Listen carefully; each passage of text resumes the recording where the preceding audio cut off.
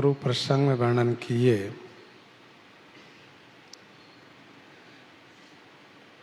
जब कुंभकर्ण भुजाहीन होने के बाद भी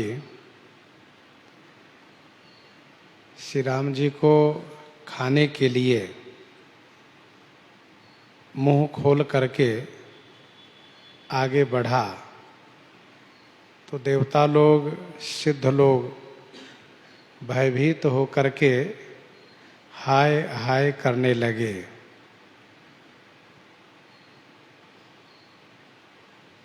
भगवान श्री राम जी ने जब देखा कि देवता भयभीत हैं, डरे हैं, तो तुरंत उसके संहार हेतु बाण का संधान शुरू किए।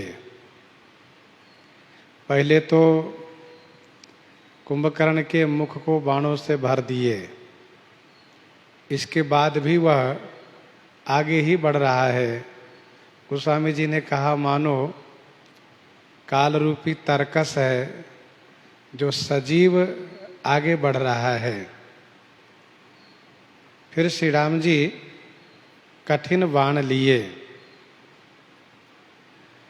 और कुंभकर्ण के धड़ से सिर को अलग करते हुए उस सिर को रावण के पास पहुंचवा दिए।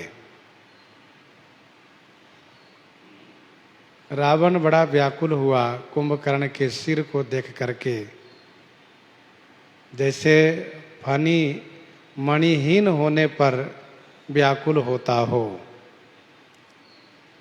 इसके बाद भी कुंभकर्ण अभी मरा नहीं है, भूमि पर दौड़ रहा है।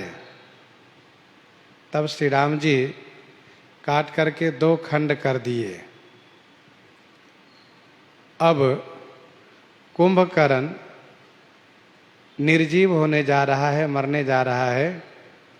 तो मरते मरते भी अपने उन दोनों खंडों से बानर, भालू और निश्चरों को दबा करके भूमि पर ऐसे गिरा जैसे आकाश से पर्वत गिरता हो।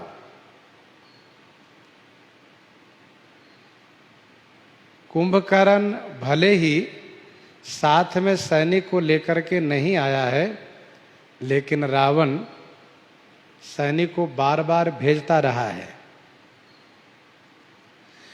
तथा वानर सैनिक और असुर सैनिक में युद्ध हमेशा चलता रहा है। इसीलिए उसके हेठ माने नीचे, उसके शरीर के नीचे कपि, भालू और राक्षस दब गए। हेठ का अर्थ नीचा होता है। विनय पत्रिका 136 पद में भी गोस्वामी जी ने लिखा, सिर हेठ ऊपर चरण। गर्भावस्था को वर्णन करते हुए गोस्वामी जी ने कहा कि गर्भ में हम आपकी स्थिति यही रहती है, शीर्षासन जैसे। सिर नीचे रहता है, पैर ऊपर रहता है, उल्टे टंगे रहते हैं। अब कुंभकर्ण समाप्त हो गया। गोस्वामी जी आगे कहते हैं, तासु तेज प्रभु बदन समाना, सुर मुनि शिवहि अचंभव माना। सुर मुनि सबहि, सबहि और कहीं कहीं शिवहि, दोनों पाठ है। सबहि माने सभी लोग, अचंभव माना माने आश्चर्यचकित हुए, सबने आश्चर्य माना। तासु तेज प्रभु बदन समाना, उसका तेज प्रभु के मुख में समा गया। यह देख करके देवता और मुनि सभी ने अचंभव माने आश्चर्य माना।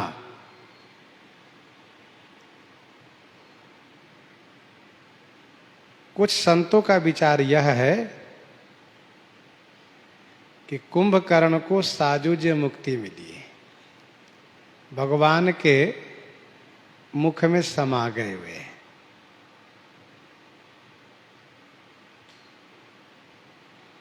कुछ संत ऐसा कहते हैं कि नहीं, कुंभकर्ण का तेज भगवान के मुख में समाया और उस तेज को समाते हुए सभी ने देखा। जैसे श्रीमद् भागवत जी की कथा में भगवान श्री कृष्ण ने जब शिशुपाल को मारा है तो उसका तेज भगवान श्री कृष्ण में समाहित हुआ है, उनके मुख में समाहित हुआ है। तेज को देखा जा सकता है लेकिन जीवात्मा को नहीं देखा जा सकता है। इसीलिए ऐसा समझना चाहिए, जैसा कि आगे गोस्वामी जी ने स्पष्ट किया दोहे में, ताहि दीन्ह निज धाम, उसको अपना धाम दिए, तो जीवात्मा को अपना धाम दिए। कल्प भेद से जिस कल्प में जय विजय रावण कुंभकर्ण होता है तो भले ही भगवान के हाथ से मारे जाने पर उसकी मुक्ति नहीं होती है, लेकिन शिवगण हो अथवा जलंधर हो अथवा प्रताप भानु हो तो इन सबको एक बार में ही मुक्ति हो जाती है। और प्रस्तुत प्रसंग जो श्रीमद् रामचरितमानस जी में है, इस प्रसंग के अनुसार प्रताप भानु रावण हुआ है और प्रताप भानु जब रावण हुआ है तो इसको एक ही बार में मुक्ति हो गई है। तो प्रताप भानु अरिमर्दन, तो कुंभकर्ण और रावण इन दोनों की कथा सभी कल्पों में जुड़ी हुई है, विभीषण जी की भी कथा जुड़ी हुई है। तो आत्मा जीवात्म को भगवान अपने धाम भेज दिए और उसके तेज को अपने मुख में समाहित कर लिए। तेज, जिस तेज के बारे में भगवान श्री कृष्ण ने गीता जी के 7वें अध्याय के 10वां श्लोक में स्पष्ट रूप से कहा, तेजस तेजस्वी नामहम। यदि किसी तेजस्वी में तेज दिखता है तो वह तेज मैं ही हूं, वो मेरा विशेष है, तेज है, वो मेरा दिया हुआ है। तेजस तेजस्वी नामहम। और वहीं गीता जी के 10वें अध्याय के 41वां श्लोक में पढ़िए तो, यद्यद विभूति मत सत्वम श्री मधुरजित में वा तत्तदेवा व गच्छ त्वम मम तेजोंस संभवम। भगवान श्री कृष्ण कहते हैं वह सब तेज मेरे द्वारा ही है। और श्रीमद् रामचरितमानस जी में श्री हनुमान जी ने बिल्कुल स्पष्ट किया कि रावण संसार में सभी को शक्ति बल श्री राम जी प्रदान करते हैं।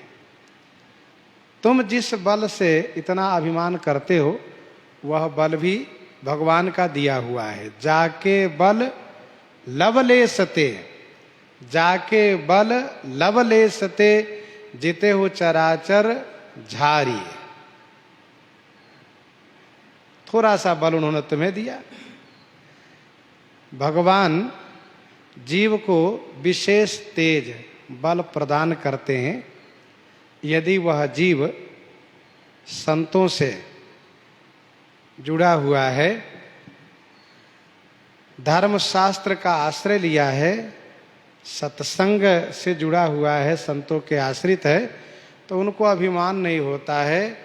नहीं तो प्रायः जीवों को अभिमान हो जाया करता है कि मैं बलवान हूँ, मैं धनवान हूँ, मैं विद्वान हूँ, ऐसी मान्यता उनमें होती है। जबकि जो विशेष धन बल व विद्या उनमें है वह ठाकुर जी द्वारा प्रदत्त है।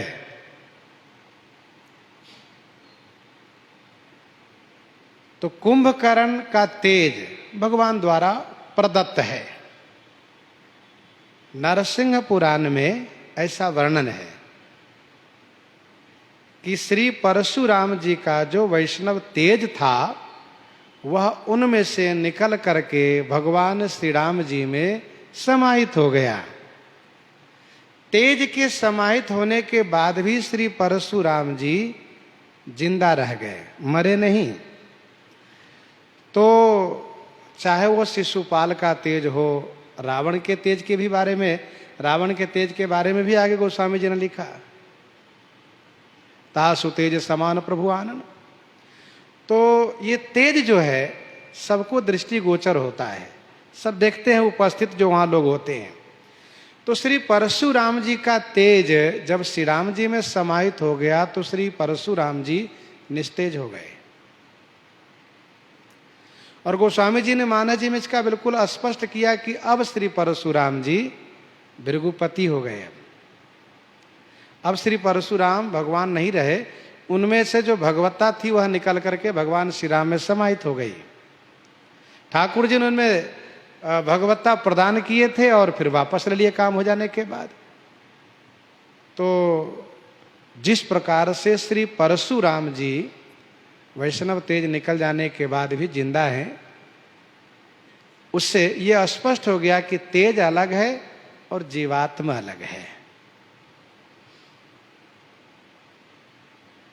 हाँ, इतना जरूर है कि शिशुपाल के मरते तुरंत तेज भगवान श्री कृष्ण में समाहित होता है, परंतु कुंभकर्ण जब तक भूमि पर नहीं गिरता है, जब तक निष्प्राण नहीं होता है, तब तक उसका तेज श्री राम जी में समाहित नहीं होता है। सुरमुनि सब ही अचंभव माना, सबने देखा, लेकिन जीवात्मा जो है वह नेत्र का विषय नहीं है।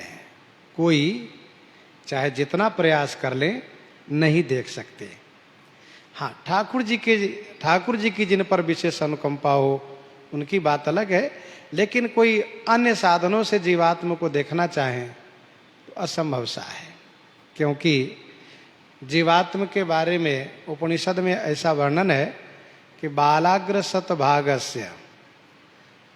शतभागस्य शतधा कल्पितस्य च भागो जीवः स विज्ञेयः स चानन्तय कल्पते। बालाग्र शतभागस्य शतधा कल्पितस्य च, बाल के अगला भाग को 100 भाग कर लो। तो पहली बात तो यह है कि बाल के अगला भाग का 100 भाग होना कठिन है। अरे भाई, केस के अगला भाग लो, फिर उसको 100 भाग करो, बड़ा कठिन काम है।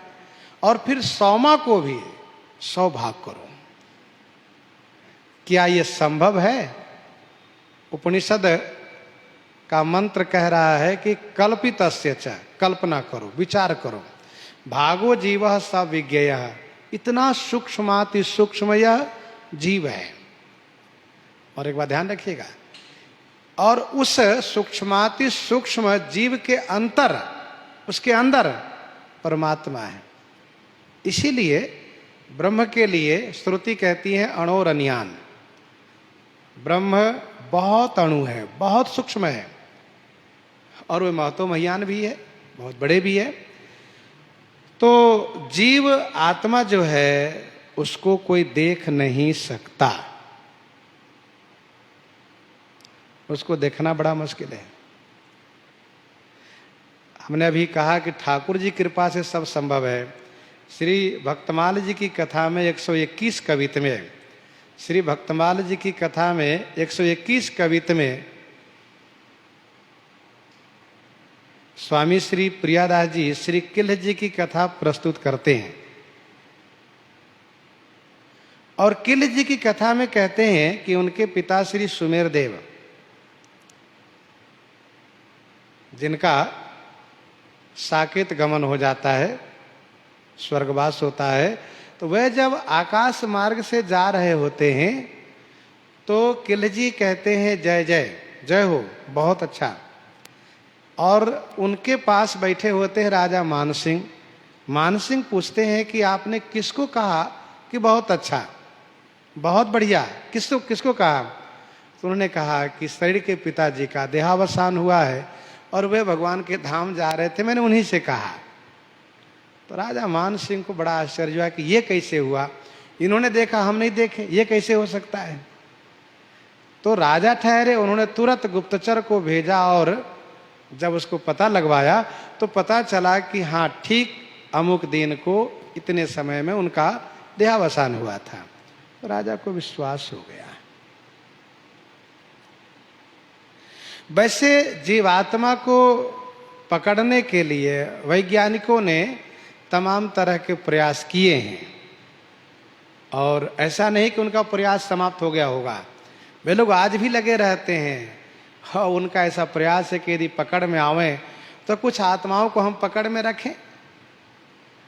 भगवान आद्य गुरु श्री शंकराचार्य की कथा सुनते हैं, पढ़ते होंगे तो लोग सोचते हैं जैसे देखो उन्होंने राजा अमरुक के शरीर में समाहित हो गए। तो वो है क्या चीज? तो जीवात्मा को पकड़ने के लिए वैज्ञानिकों ने तमाम प्रकार के प्रयास किए हैं। हमारे गुरुजी महाराज कथा सुनाया करते थे कि एक वैज्ञानिक की टीम ने शीशे का मंजूसे बना करके उसमें मरने वाले प्राणी को, व्यक्ति को उसमें लेटाया, क्योंकि मरने वाले का लक्षण कुछ प्रकट होता है, डॉक्टर बता देते हैं कि इतने समय में इनका देहावसान हो जाएगा, ये बचेंगे नहीं, बहुत सारे लक्षण उनमें दिखते हैं। तो उसको शीशे का मंजूसे में बंद किया और फिर बड़े बड़े यंत्र जो सूक्ष्माति सूक्ष्म वस्तु को देख सकें लगा दिए सब तरफ से, लेकिन वह मंजूसा फूटा, उससे आवाज आई चन्न से, लेकिन कब उसमें से जीवात्मा निकला, कहाँ गया, किसी को पता ही नहीं चला। यह है जीवात्मा की स्थिति।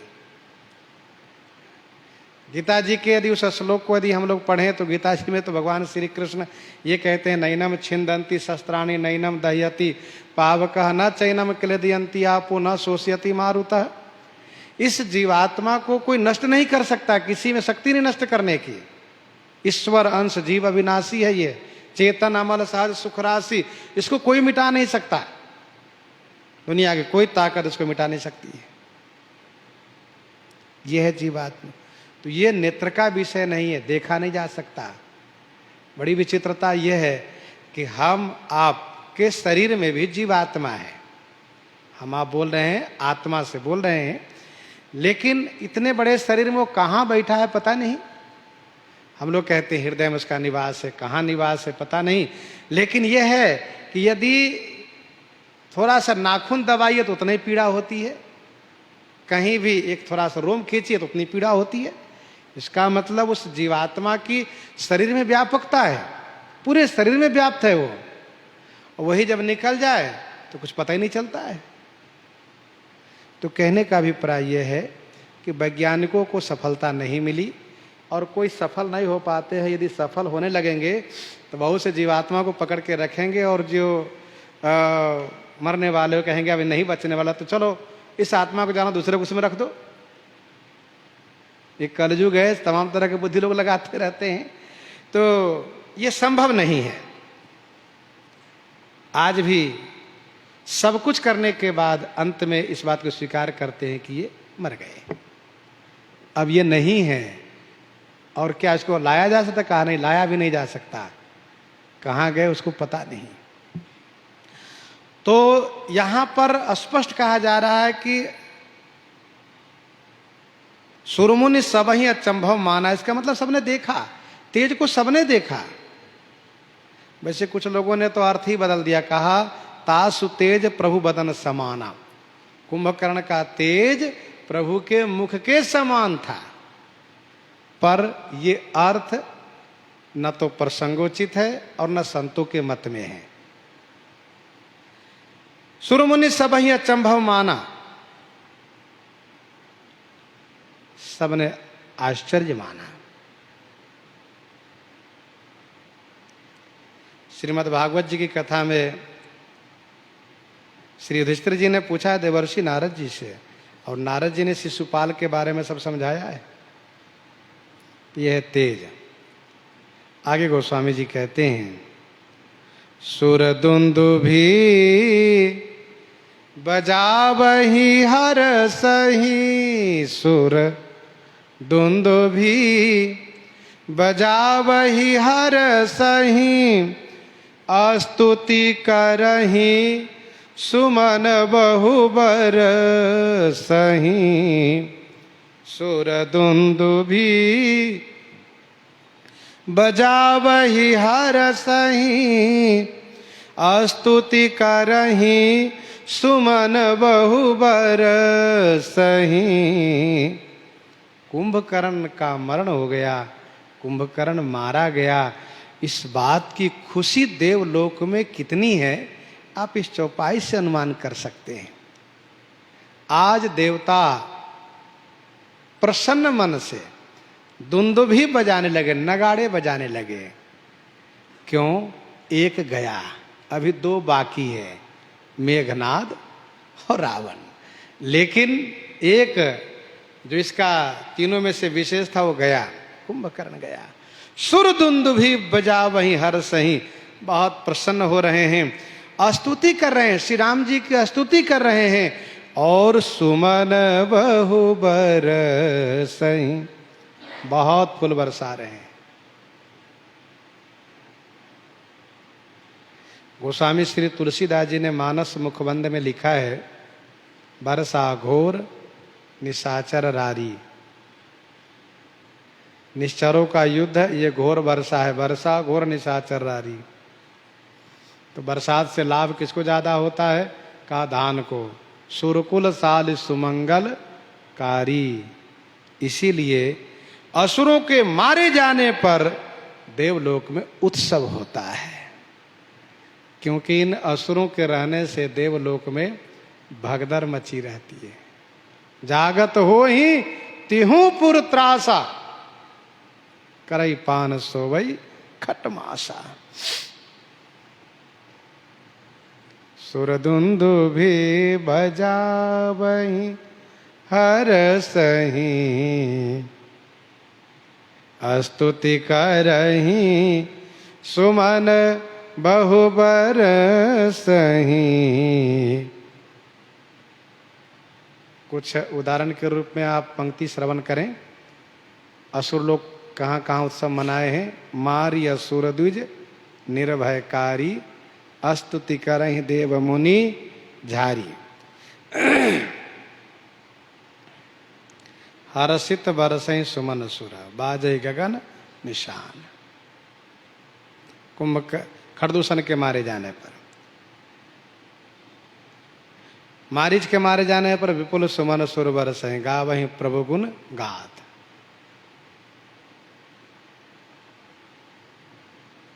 रावण के मारे जाने पर तासु शरम।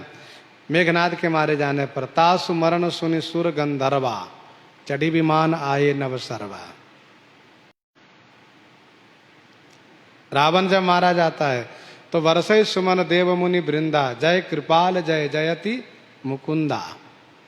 बड़ी प्रसन्नता प्रकट करते हैं सब। सुर दुंदुभी बजावहीं हर सही स्तुति करहीं सुमन बहुबर सही। करि बिनती सुर सकल सिधाए तेहि समय देव ऋषि आए। करि बिनती सुर सकल सिधाए तेहि समय देव ऋषि आए। करि विनती सुर सकल सिधाए। करि विनती माने विनती करके, सकल सुर सिधाए सभी देवता, सिधाए माने प्रस्थान किए। करि विनती सुर सकल सिधाए तेहि समय देव ऋषि आए। तेहि समय, उसी समय में देवर्षि नारद जी आ गए।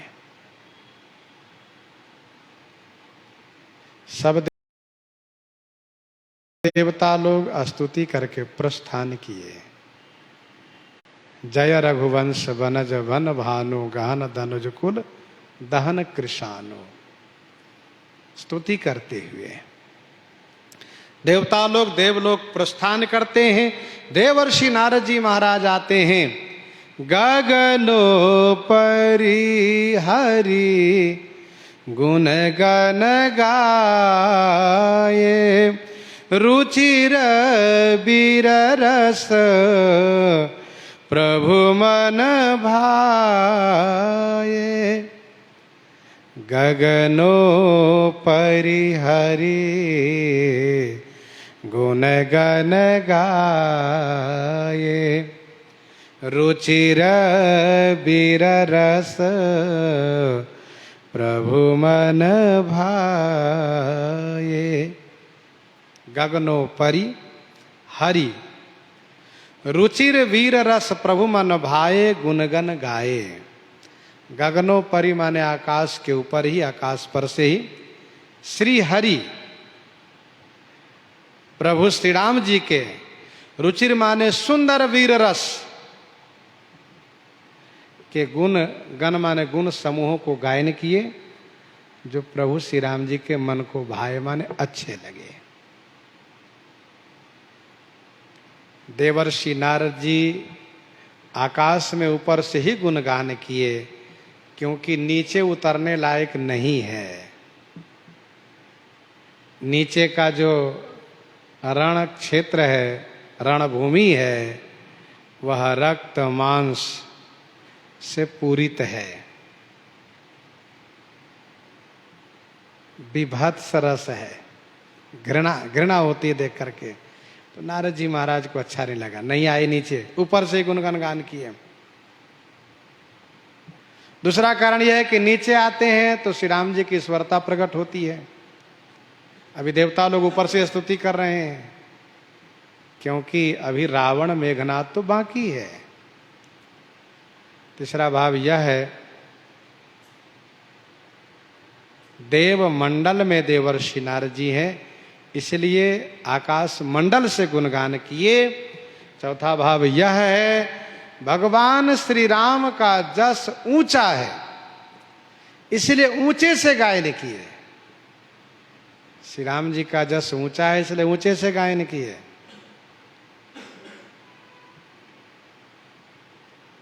भक्तानाम सर्व क्लेशापहारी इति हरिहि, भक्तानाम सर्व क्लेशापहारी इति हरिहि।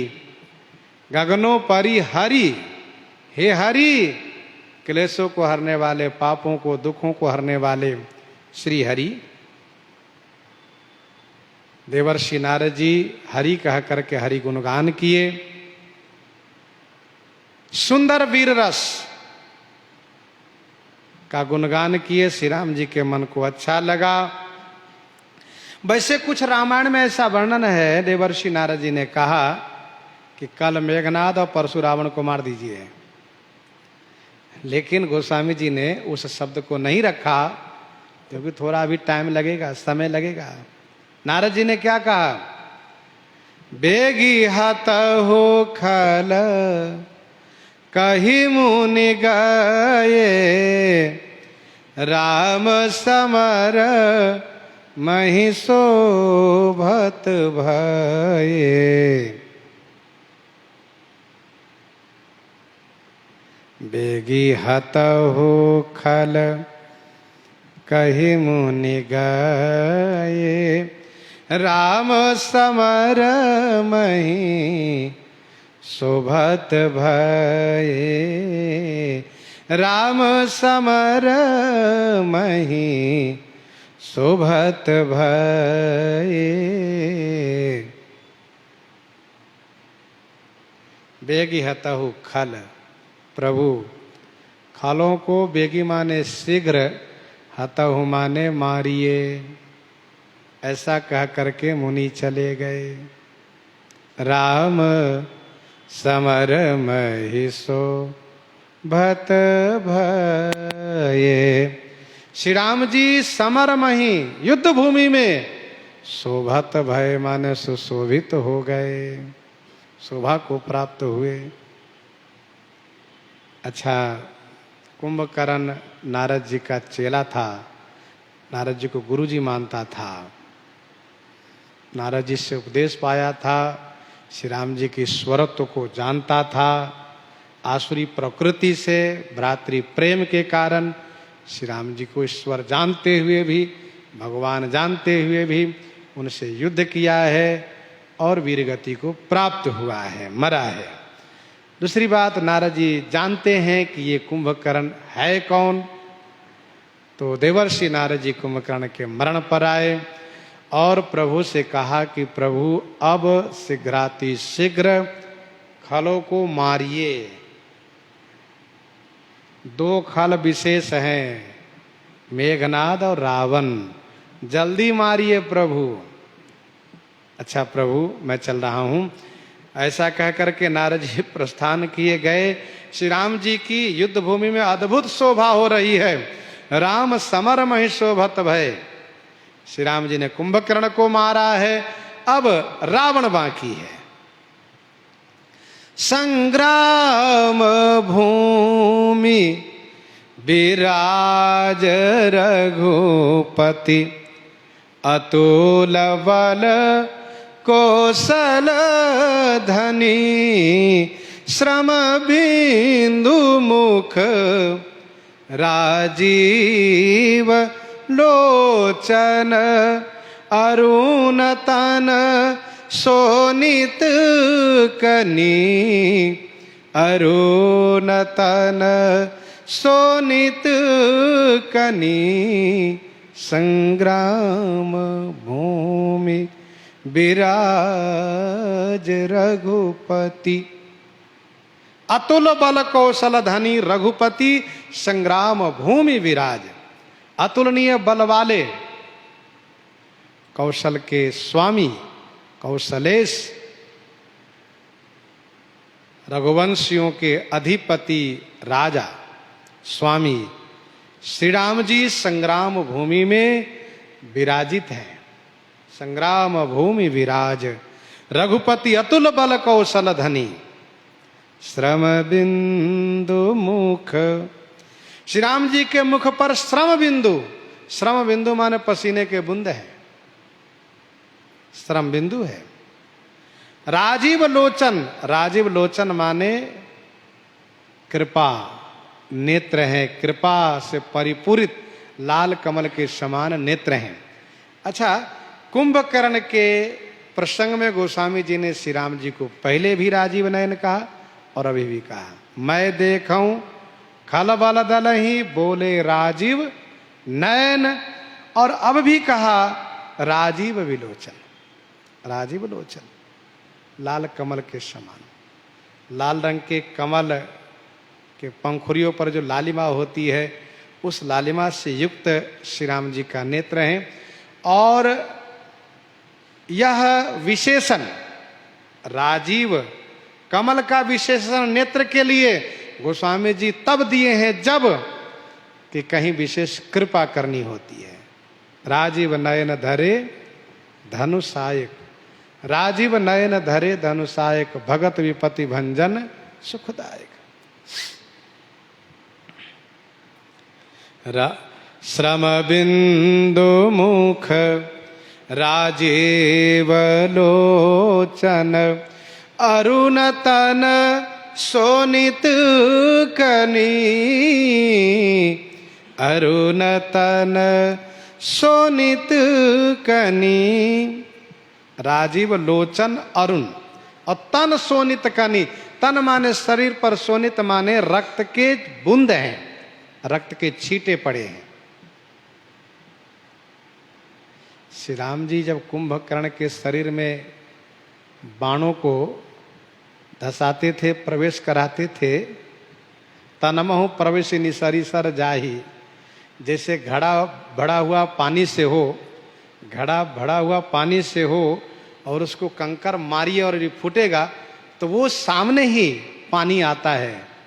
वैसे ही कुंभकर्ण का शरीर में जब श्री राम जी उसके शरीर में जब श्री राम जी बाण मारते थे और तनमहु प्रवेशी निसरी सर जाही, तो दोनों तरफ इधर भी उधर भी खून निकलने लगते थे। तो खून निकलते थे, कुंभकर्ण का शरीर वो विशाल काय पर्वताकार, और श्री राम जी तो छोटा ही हैं, कुंभकर्ण का शरीर विशाल, तो उसके शरीर के खून के छींटे श्री राम जी पर पड़े हुए हैं। तन सोनित कनी भुज दंड सर को दंड फेरत अरुण तन सोनित कनी। भुज जुगल फेरत सर सरासन भालू कपि चहु दिशि बने कहदास तुलसी कही न सक छवि शेष जेहि आनन घने शेष जेहि आनन घने भुज जुगल फेरत। श्री राम जी रणभूमि में अपने दोनों हाथों में सर सरासन फेरत, भुज जुगल माने दोनों हाथों में, सर सरासन बाण और सरासन माने धनुष को, फेरत माने घुमा रहे हैं। भालू कपि चहुदिशी बने, भालू कपि भालू और वानर चहुदिशी चारों तरफ बने हुए हैं, शोभा को प्राप्त है। गोस्वामी श्री तुलसीदास जी कहते हैं जो श्री राम जी की छवि है उस छवि को शेष भी नहीं कह सकते हैं। कही सक न छवि शेष, छवि शेष ना कही सक, उस छवि को शेष जी भी नहीं कह सकते। शेष जी क्यों कहा? यही आनन घने, जिनके घने आनन माने समूह मुख है, हजार मुख है, जब वे नहीं कह सकते तो भला हम कैसे कह सकते? और कोई क्या कह सकता है? भुज जुगल फेरत सर सरासन। धनुष बाण को श्री राम जी अपने हाथों में घुमा रहे हैं, दुलरा रहे हैं। वाह भैया वाह, बहुत बढ़िया काम किए तुम। हाँ, कुंभकर्ण के प्रसंग में आपने सुना है सत्य संध छाड़े सरलक्षा, लाखों बाण चलाना, सैकड़ों बाण का संधान करना। तो श्री राम जी उस धनुष को, उस बाण को दुलरा रहे हैं। वाह भैया बहुत अच्छा। हाँ, कुंभकर्ण मारा गया, अब रावण की बारी है। मानो धनुष बाण श्री राम जी से कह रहा है सरकार आने दीजिए ना सामने। देखो भाई, श्री राम जी का धनुष बाण चेतन है।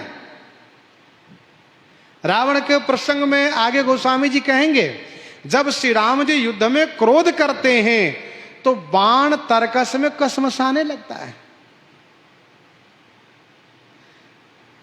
भय क्रुद्ध युद्ध विरुद्ध रघुपति त्रोन सायक कसम से। क्यों भाई? जड़ होता तो कसमसाता नहीं, चेतन है।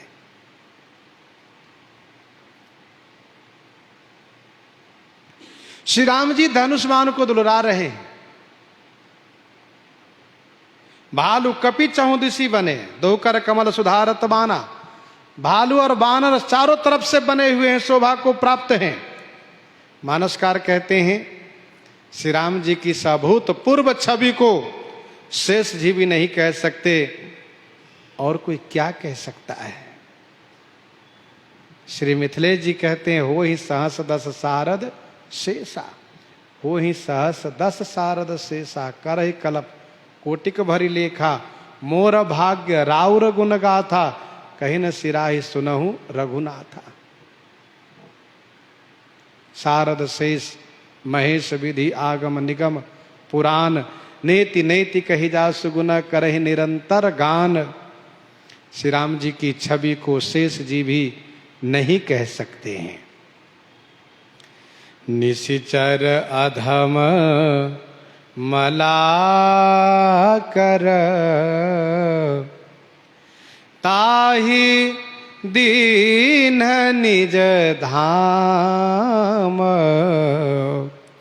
गिरि जाते नर मंदमती जे न भजहि श्री राम, जे न भजहि श्री राम। निशिचर राक्षस, अधम माने नीच, पापी, मलाकर माने पापों की खान।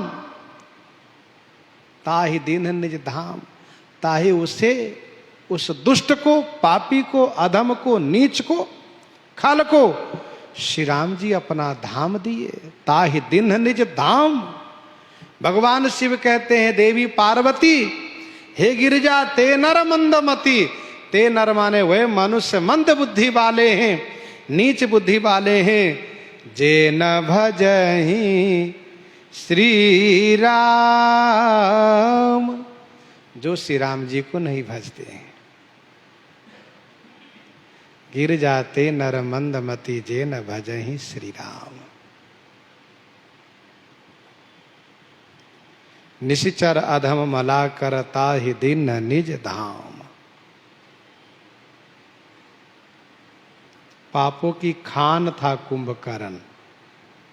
निश्चर तो और भी है, अधम तो और भी है, लेकिन कुंभकर्ण पापों के खान था। क्यों? क्योंकि करई पान सोवई खट मासा, जागत होई तिहु पुर त्रासा। ब्रह्मा जी को आश्चर्य हुआ था, जो दिन प्रति आहार कर सोई। हम कितना बनाएंगे, जितना बनाएंगे उससे इसको पेट भी नहीं भरेगा। विश्व वेगी सब चौपट हुई।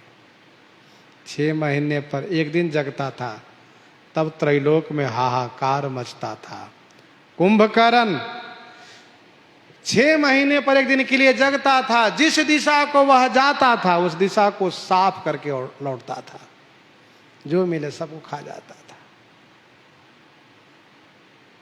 बड़ा आतंक था इसका। मलाकर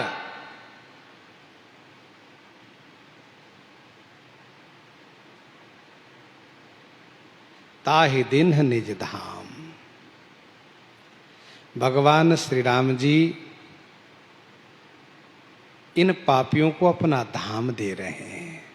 रघुवीर सर तीरथ, शरीर अनहि त्यागी गति, पैहि सही। त्यागी गति पैहि सही। हे गिरिजा, वह मनुष्य मंद बुद्धि वाला है, नीच बुद्धि वाला है, जो श्री राम जी को नहीं भजता है। अस प्रभु छाड़ी भजहि जे आना, ते नर पशु बिनु पूछ बिसाना। जो श्री राम जी को ना भजे वो मंद है, नीच है। आगे गोस्वामी जी कहते हैं, दिन के अंत फेरी दो आनी, समर भई सुभटन श्रम घनी। दिन के अंत फेरी दो आनी, समर भई सुभटन श्रम घनी। दिन के अंत हो जाने पर दो आनी माने दोनों तरफ की सेना लौटी है। आज सुभटन समर में घनी श्रम भई। आज योद्धाओं को समर में, युद्ध में, घनी माने बहुत गहरी श्रम, थकान हुई है। खूब मेहनत हुआ है सबका। आज बड़ी लड़ाई लड़नी पड़ी है। आज के लड़ाई में तो बीच बीच में भागना भी पड़ा है। भागते हुए दिखे हैं सब। दिन के अंत फिरी दो आनी। अच्छा, कुंभकर्ण के मारे जाने के बाद भी लड़ाई चलती रही।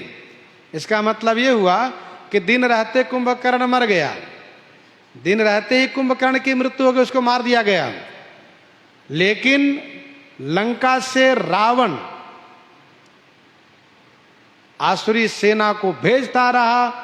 सेनापति को आदेश था सेना भेजते रहो, उधर से सेना आती रही, इधर की सेना मुकाबला के लिए डटी रही। इसलिए सैनिकों के बीच युद्ध चलता रहा। देखी राम विकल कटकाई, रिपु अनेक नाना विधि आई। तो अब दिन के अंत हो जाने पर दोनों सेना वापस हुई है। आज समर में, युद्ध में योद्धाओं को बहुत गहरी चोट आई है, गहरी थकान हुई है, श्रम घनी।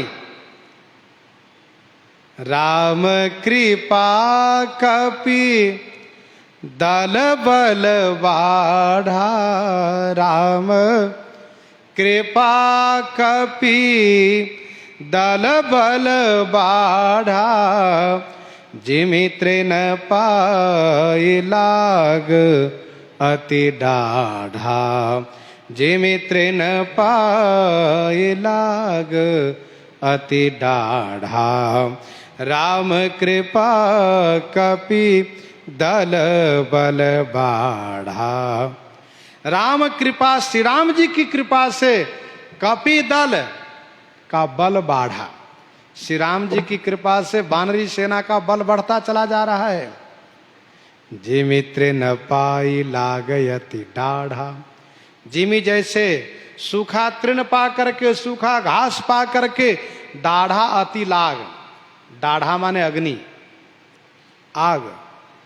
जैसे सूखे घास पा करके अग्नि विशेष रूप से बढ़ जाती है, अग्नि लग जाती है, तो डाढ़ा का अर्थ है आग से, अग्नि से।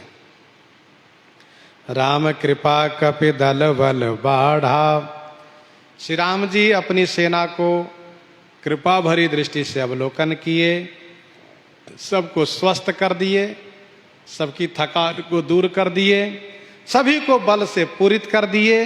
आहा, राम कृपा करी चितवा सबहि, भय विगत श्रम बानर तबहि।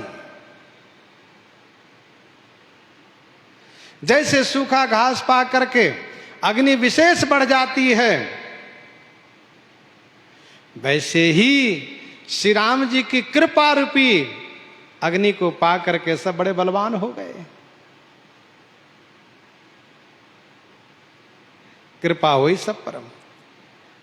ये तो श्री राम सेना की बात रही। और उधर के क्या समाचार है? गोस्वामी जी कहते भैया उधर के हाल भी सुन लो। छिजहि निशिचर दिन अरु राती, निज मुख कहे सुकृत जेहि भांति। छिजहि निशिचर दिन अरु राती, निज मुख कहे सुकृत जेहि भांति। निशिचर दिन अरु राति छीजहि, निशिचर राक्षस दिन और रात, छीजहि माने नष्ट हो रहे हैं। कैसे? कहा निज मुख कहे सुकृत जेहि भांति। जेहि भांति निज मुख सुकृत कहने से, निज मुख कहे सुकृत, जैसे अपने मुख से कहने पर सुकृत का क्षय होता है, नाश होता है, वैसे ही असुरों का दिन रात सफाया हो रहा है।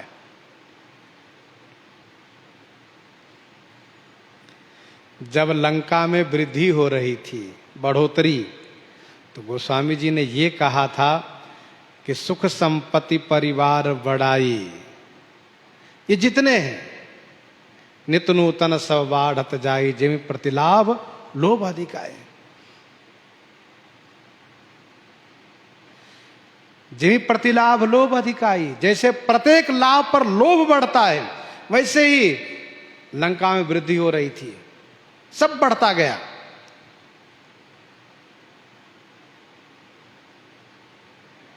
लेकिन जब संहार होने लगा, विनाश होने लगा, तब गोस्वामी जी ने क्या कहा?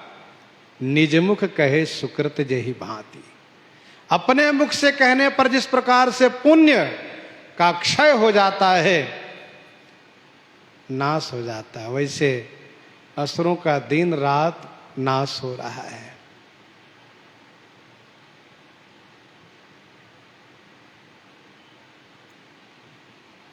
निज मुख कहे सुकृत जेहि भांति। अपने मुख से सुकृत कहने पर उसका नाश होता है। मुख में अग्नि का वास है, इसलिए पुण्य कर्म कहोगे तो उसका नाश होगा, पाप कहोगे तो उसका भी नाश होगा। लेकिन मनुष्यों की प्रकृति होती है कि पुण्य कहेगा लेकिन पाप नहीं कहेगा। हम अमुक तीर्थ में गए, इतना दान किया, उसको जरूर कहेगा, और अमुक को मेरे द्वारा कष्ट हो गया, उसको नहीं कहेगा। निज मुख कहे सुकृत जेहि भांति। राजा जजाति, राजा जजाति से देवराज ने पूछा, आपने कौन सा सुकृत किया है? और उन्होंने जैसे ही अपने सुकृत का वर्णन किया, ऊपर से गिर गए। ये तो अच्छा हुआ कि अष्टक ने उन्हें पुनः स्वर्ग पहुंचाने का प्रबंधन किया अपने पुण्य दे करके। तो निज मुख कहे सुकृत जेहि भांति, अपने मुख से कहने पर सुकृत क्षय होता है। यज्ञो नृतेन क्षरति तपः क्षरति विस्मयात् आयुर्विप्रापवादेन दानम च परिकृतनात्। मनुस्मृति में यह श्लोक है, मनु जी ने लिखा है,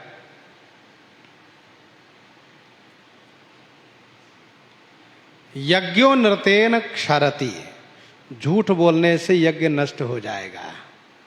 यज्ञो नृतेन क्षरति, तपः क्षरति विस्मयात्, विषाद होने पर तप समाप्त हो जाता है। आयुर्विप्र अपवादेन, ब्राह्मण की निंदा करने से आयु समाप्त हो जाती है। और दानम च परिकृतनात्, दान की बड़ाई करने से दान का पुण्य समाप्त हो जाता है। निज मुख कहे सुकृत जेहि भांति, बहु बिलाप दस कंधर करई, बंधु शीस पुनि पुनि उर धरई, बहु बिलाप दस कंधर करई। गोस्वामी जी प्रसंग को मिला रहे हैं। प्रसंग छूटा है कहाँ से? तो गोस्वामी जी ने कहा, सो सिर परे दशानन आगे, विकल भयो जिमि फनि मनि त्यागे। बीच में गोस्वामी जी ने कुंभकर्ण के धर को दौड़ना, उसको श्री राम जी ने अपने बाण से काट करके धरनी पर गिराना, उसका तेज प्रभु मुख में समाना, देवताओं द्वारा प्रभु की स्तुति, नारद जी द्वारा प्रभु की स्तुति, और फिर इसके बाद दोनों तरफ की सेना की वापसी, श्री राम जी की कृपा से वानरी सेना को पुनः बल प्राप्त होते रहना। इसके बाद ये भी कहा कि लंका में असुर लोग दिन में युद्ध में मरते हैं, और जो घायल हो करके लंका में लाए जाते हैं रात्रि में दम तोड़ देते हैं। तो दिन में रणभूमि में मरते हैं, रात में अस्पताल में मर जाते हैं, बचते नहीं हैं। और बहुत ऐसे लोग हैं जो दहशत में आकर के बहुतों का हार्ट फेल हो जा रहा है। बाप रे, कल मेरी बाड़ी है, मैं जाऊंगा सोचने में उसको हार्ट फेल हो जाता है, मर जा रहे हैं। तो दिन रात राक्षस लोग मर रहे हैं। गोस्वामी जी अब कहते हैं बहु विलाप, क्योंकि कुंभकर्ण के मारे जाने से रावण को बहुत कष्ट हुआ है। उस कुंभकर्ण पर इनको बड़ा भरोसा था। अति बल कुंभकर्ण असि भ्राता, जही कहूं नहीं प्रतिभट जग जाता, वह मारा गया। बहु बिलाप दस कंधर करई, बहुत रोता है रावण। बंधु शीस पुनि पुनि उर धरई, बंधु कुंभकर्ण के सिर को बार बार अपने हृदय से लगाता है। सिर ही तो मिला है इसको, धारा भी रणभूमि में ही है। बंधु शीस पुनि पुनि उर धरई। श्रीमद् वाल्मीकि रामायण में कई श्लोकों में रावण का बिला वर्णन है। बहुत रोया रावण, मूर्छित हो जाता है रावण, बहुत दुख प्रकट करता है। कहता है कुंभकर्ण तुम अकेले चले गए मुझे छोड़ करके, ऐसा नहीं करना चाहिए था तुम्हें। और तुम्हारा मरना मानो मेरी दाहिनी भुजा कट गई, मैं तो निर्बल हो गया। बहुत प्रकार से शोक रावण ने किया है। बंधु शीस पुनि पुनि उर धरई, कुंभकर्ण के प्रति रावण का जो प्रेम है, उसके प्रति जो भरोसा था, इसलिए उसके मारे जाने पर बहुत शोक प्रकट कर रहा है।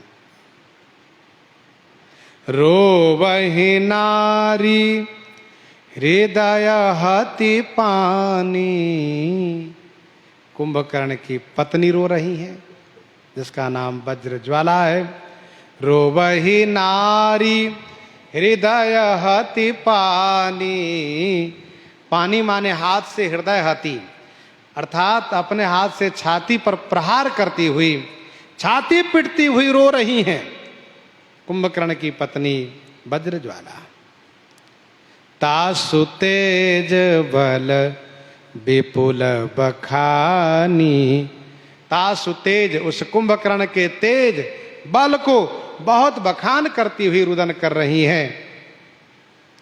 रोवत करहीं प्रताप बखाना, तव बलनाथ डोल नित धरनी, तेज हीन पावक शशि तरणी, शेष कमट सही सकहि न भारा, सोतन भूमि पर भरी छारा। वरुण कुबेर सुरेश समीरा, रण सनमुख धरि काहू न धीरा, भुज बल जितहु काल जमसाई, आज परेहु अनाथ की नाई। जिस प्रकार से रावण के लिए मंदोदरी आदि ने विलाप किया है, वैसे ही यहां पर समझना चाहिए। रावण रुदन कर रहा है रावण के साथ, और उसके परिकर मंदोदरी, रावण के परिकर तथा कुंभकर्ण की पत्नी और भी सब लोग रुदन कर रहे हैं। उसी बीच मेघनाद आता है। मेघनाद को पता चला पिताजी बहुत शोकाकुल हैं। मेघनाद ते अवसर आयऊं, मेघनाद ते ही अवसर आयऊं, कही बहु कथा पिता समुझायऊं, कही बहु कथा पिता समुझायऊं, मेघनाद ते ही अवसर आयऊं। मेघनाद ते ही अवसर आयो, ते ही अवसर, उस समय में मेघनाद आया। और कही बहु कथा पिता समुझायो, बहुत कथा कह करके पिताजी को समझाना शुरू किया और कहा पिताजी धीरज रखिए, अधीर मत होइए। कल मेरी प्रभुता को, मेरे पौरुष को, मेरे बल को आप देखिएगा। मैं इस समय आपसे बहुत बड़ाई करके क्या कहूं। मैंने जो अपने इष्ट देव से बल पाया है, रथ पाया है, उसके बारे मैंने आपको सुनाया नहीं था। अब मैं उसको प्रकट करूंगा, दिखाऊंगा। मेघनाद ने बहुत समझाया है, तब जाकर के रावण को धैर्य हुआ है। रावण बड़ा शोकाकुल था, रावण में धीरता आई है। प्रसंग को हम आप यहीं पर हृदयांगम करते हैं। आइए श्रवण करते हैं श्री भक्तमाल जी से।